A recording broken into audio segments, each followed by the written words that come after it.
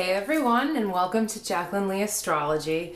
This is the first video in a series of many that will be on my YouTube channel, on my Facebook and social media and all those fun things. And it's just specifically designed to give you a better idea of what astrology is, what it's not, and how it's beneficial for you. The reason this first one is called What is Astrology is because there seems to be a big misunderstanding of what it truly is, especially here in the Western world. Many people think that astrology is the sign that they associate with. For example, if I were to ask you what your sign is, you would tell me one of your signs. You would tell me your sun sign, and you would identify with that. So if somebody said to me, "What's your sign?" my response would be Capricorn. But that's not all that astrology is made up of. A lot of people also feel like astrology revolves around what you find in the newspaper or what the online generators say about the horoscope for, let's say, Taurus for the month, and they'll read some really vague statement about what's going to happen for every single Taurus in the world during the month of October. It's just so far removed from what it truly is. In fact, sometimes it's pretty insulting what people think it is. And that's really not our fault. It's just kind of the way the media works and the way that it's exposed to us. Astrology is not intuitive psychic work. It's not mediumship. It's not fortune telling. It's not voodoo. It's not anything along those lines at all. Astrology is a science. Astrology is math. Astrology is the antiquity of psychology. Astrology is all of those things put together so that we can better understand ourselves and the world around us.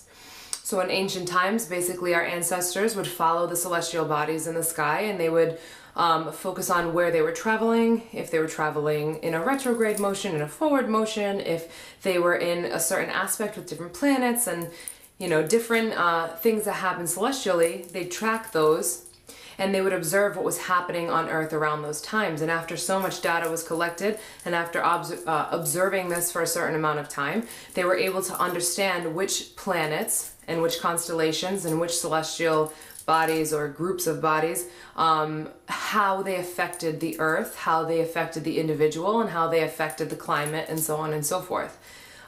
We can kind of use the moon as an example for this. We all know that the moon is responsible for the tides.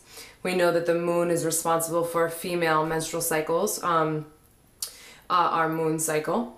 There's a lot of different things that we are already aware of that we don't even realize that we're aware of that have to do with astrology and also astronomy.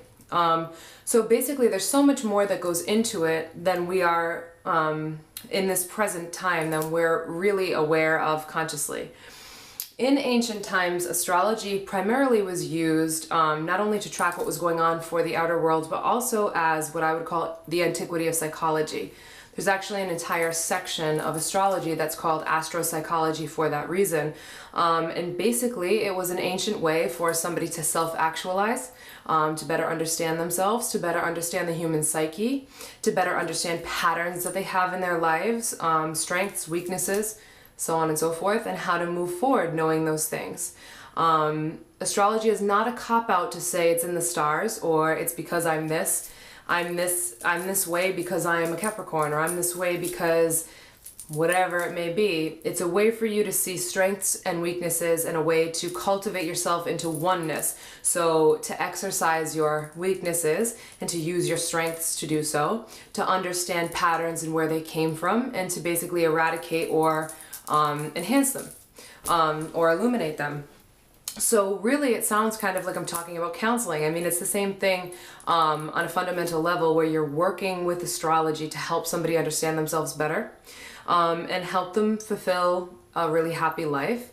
It has nothing to do with saying something along the lines of, in 2 years when the moon is conjunct the sun and you're going to die in a car accident.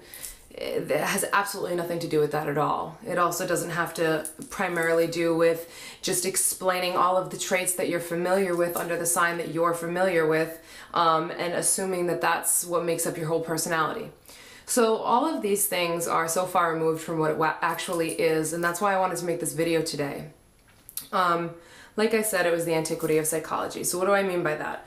Basically, when you were born, the moment that you came into this world, there was a blueprint of the sky and all of the celestial bodies around Earth that was kind of taken in a snapshot called your natal chart or your birth chart. And basically, I'll bring it up on the screen, it's a circular graph of where all of the planets were and in which constellation they were aligned. So what does that mean? Like I said earlier in this video, basically if I were to say to you, what's your sign? You would come at me with what's called your sun sign. And that basically is only the sign that the sun was in alignment with at the moment of your birth.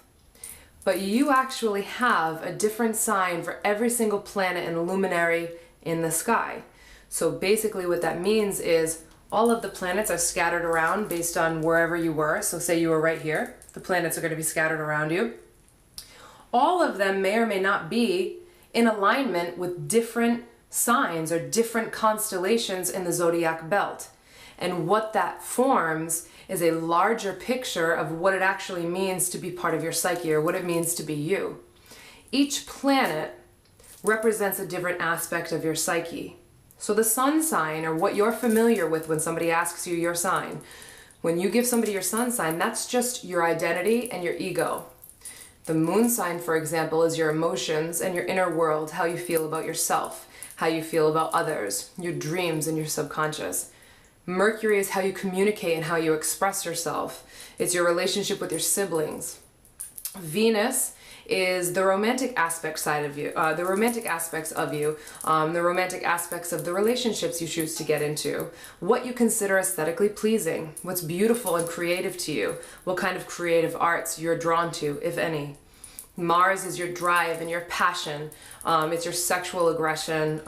It's your aggression towards life. It's your energy level. Jupiter are the traits that will give you the most abundance in life. It's your lucky traits. It's good fortune. Saturn are the obstacles that you'll have to go through in this life. Uranus is your impetus to be revolutionary, changeable, individual, and unique. The things in your life that will change.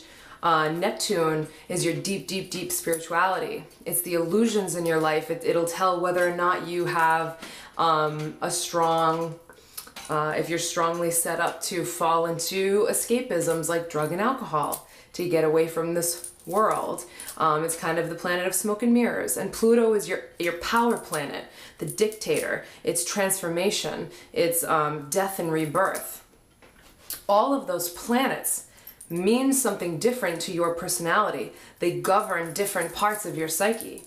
So your sun sign doesn't govern all of you, it just governs parts of you. It's like a painting. It's just some of the strokes of the painting, but not all of the strokes. Maybe the broadest strokes, but not the fine strokes that make the painting what it is. Then you figure out what constellation or what sign that planet was in alignment with at the moment of your birth. And the signs that that planet were in during that time will tell you how that part of your personality is expressed. So you may have your sun sign, for example, mine's in Capricorn, but my moon sign is in Aquarius, my Mercury is in Aquarius, my Venus is in Pisces, my Mars is in Sagittarius, my Jupiter is in Aries, so on and so forth. So already there you can see that there's so much more to me than just being a Capricorn. And even on top of that, I'm a Capricorn that's just on the cusp of Aquarius. So I'm different than other Capricorns, just as much as they're different than me. On top of that, if you look at the chart that I have up on the screen right now, the planets fall in what look like little quadrants. There's 1 through 12. Those are called houses. Houses are scenes in your life that these planets are either going to impact, or these scenes within your life are going to impact those planets. So these houses in your chart, and whether there's planets in them, will tell you what's going to be illuminated, where there's focus in your life, where work is needed in your life, where it's weak, where it's stronger. It'll tell childhood, it'll tell you your financial situation, it'll tell you your service to others, and if you're the type of person who's very changeable, if you're the type of person that's set up to do a lot of traveling, if you're the type of person to have to focus on yourself in this life, it's a map and a blueprint of your personality traits and your patterns. Astrologers just sit down with this and they kind of pull it apart with you and come up with a plan to help you self-actualize. That's basically it. It's not just these tiny little things that you're reading in the newspaper. It's not just your sun sign. It's not just these things that you may have heard or may not have heard. There's so much more to it, and this, what I'm explaining right here, is just scratching the surface of what it actually is. We can even jump another level in the natal chart alone, where you're calculating what are called aspects, and aspects are the degrees in which each of the planets within the signs make with one another. So let's say your sun sign is in a 90-degree angle with your moon sign. That tells me that there's a lot of tension between your ability to stand true in your ego and yourself and your identity, and how you feel on the inside, and your ability to express your emotions to others, or how you truly feel. So there's a battle within you. Yet, if your sun was in conjunction or trine or sextile maybe with your moon, that would tell me that you have a generally harmonious ability to stand in who you are and express how you feel, and the way that you feel you're okay showing on the surface. So there's so many different levels within the natal chart alone that far precede what we think about astrology. Also, charts can be used for many other things. Obviously, you can compare relationships, that's called, or compare two people in a relationship, that's called synastry. You can do what are called transits and progressions, which basically mean that you're able to see where the planets are going now, because obviously they're moving by the second, constantly, they're in motion. You can track where they're going now, and you can compare it to your birth chart. You can compare it to your blueprint, and it'll tell you how the day that we're in will affect you personally based on the blueprint you were given at the time of birth. A lot of people also ask me, oh, there was a 13th constellation that came into the belt. Does that mean that I suddenly am not what I am? No. If something happens to the constellation belt after you were born, it doesn't affect you personally in that way, because your blueprint was made at the time of your birth. Your energetic makeup was set up at the time of your birth. That's like saying, because if something came into, let's say something came into our solar system and it was a little bit after Pluto, that's like saying somehow it knocked Pluto totally out of the way, or Pluto was no longer the same distance from the sun that it is. It's just something else that happens in the future that doesn't affect what we personally went through. People that were born during the time of that incident will be the ones that are affected by it directly in that way, in terms of their personality and their makeup. So those are just some things, truly just scratching the surface of what astrology is. How it can benefit you, many ways. I mean, just the same as you would sit down with a psychologist or a counselor or something along those lines. I'm not saying that you should choose one route or the other. I'm not saying I am a counselor. I'm not saying I'm a psychiatrist or a doctor or anything of that sort. But it is an alternative way of approaching your psyche. It's a way of sitting down and learning about yourself in a way that somebody can guide you through. Somebody can help you highlight the things that you're really great at. Somebody can help you highlight some of your weaknesses that need to be strengthened. Somebody can highlight relationship patterns that you're having, or patterns with friends, or issues with self-power, whatever that may be. Those things are all evident within the chart themselves. But to say something along the lines of all Capricorns are the same, and then have it in the newspaper and say that all Capricorns are going to be affected by this, I mean, that's so far removed from what's reality. Maybe on some really small level, it would, an astrological alignment's obviously going to affect all of us, but to say that all Capricorns are the same, or all Libras, or all this are the same, is just silly, because you and I both know that that's not true. You've probably met many people of the same sign that may have similar tendencies to you, but they're not exactly the same. They definitely will have similar tendencies, but they definitely will not be exactly the same. Not even twins will be exactly the same. We also have to remember that astrology isn't, again, like I said, it's not some mediumship, it's not some psychic art or anything like that. Not saying that those things are, I'm not trying to discredit those things, but it's just not those things. So we also have our free will, and I tell this to my clients all of the time. You have a free will. You also have a genetic makeup. You also have an environmental situation that you're born into. There's so many factors that make you you. The chart just shows you tendencies, patterns. Those things can play out in so many different scenarios. For example, say that you're somebody who tends to give too much of themselves. That could mean literally, that could mean emotionally, that could mean mentally, that could mean spiritually, that could mean in your relationships, that could mean in your jobs. There's so many different things that one potential could mean. And yes, there are ways to dive deeper into the chart and figure out maybe where that is for you. But it is not to say that one path is specific or that it has to be this way and it's never going to be changed. I tell my clients that basically we have free will. You might be somebody who's a natural born leader. You might not be doing something that's in alignment with being a natural born leader. You might have what it takes to be an entrepreneur, but say you decided to work at a department store instead. Doesn't mean you can't make that choice. It doesn't mean you can't do those things, but I'm telling you right now, you'll be miserable and you'll know when you're off alignment with what you are naturally born to do. So those are tiny little things that can help. If somebody is in that situation, talking to them about why, talking to them about how they can achieve what it is that they're built to be able to do.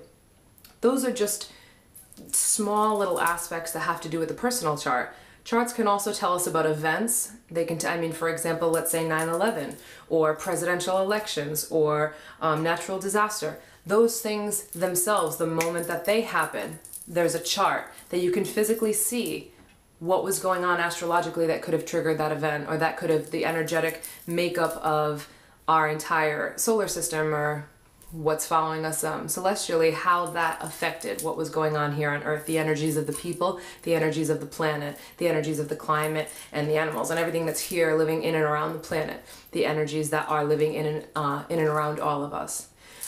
We can tell what may or may not be coming up, like I said before, based on what's going to be happening, because we can track where the planets are going, what's going to be happening in the next year or so.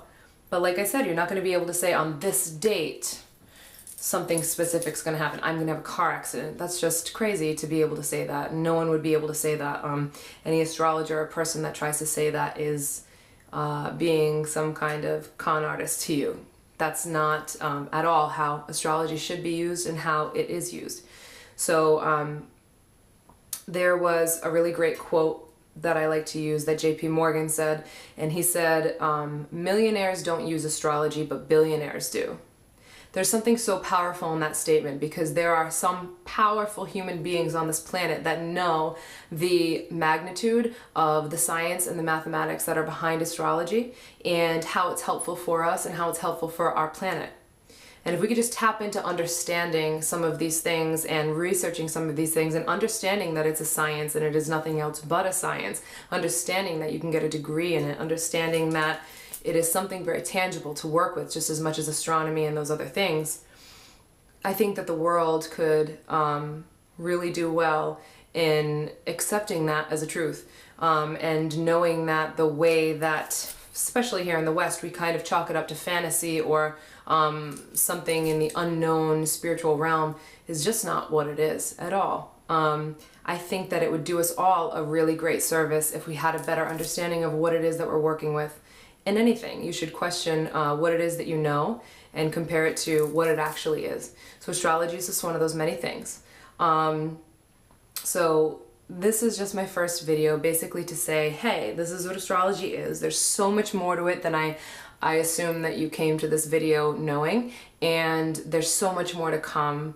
If you're interested in learning more or learning about yourself, stay tuned, or feel free to contact me either for a session or just more information. I'm happy to give it because I'm really passionate about it. You can feel free to either email me, or you can leave a comment, or you can message me on my Facebook page. So my email is jaclynastrology@gmail.com, and my Facebook page is Jaclyn Leigh Astrology.